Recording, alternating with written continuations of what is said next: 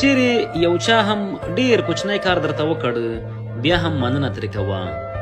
کله چې د مقابل کس خبرې خلاصې شولې بیا د خبرو ته دوام ورکوه. که موټر چلونکي یاست نو یو چا درته د موسیقۍ چلانولو نه نه ویلي نو په خپل سر یې مه چلانوه. داسې عطر او یا هم داسې سپری هیڅکله مه استعمالوه چې خلک ترې په تکلیف شي. چې چا بللی نه وي ډوډۍ پسې کور په کور مه ګرځه. که چیرې خفه وي نو په ماشومانو باندې خپل زړه مه تشوه. که له یو چا سره ستړې مشې کوي نو خپلې تورې عینکې مو له سترګو لرې کړئ. هر وخت ګیلې او شکوې مه کوئ. یو ښه انسان د پلار او نیکه په اشتباه مه نیسه. چې په کوم څه نه پوهیږي نظر پرې مه ورکوه. یو مسلک ونیسه او په هغه کې پرمختګ وکړه. هر وخت ځان خفه او غوسه مه ښیه. له ژونده ځان مه ستړی کوه. داسې فکر مه کوه چې ملګری دې په چل نه پوهیږي.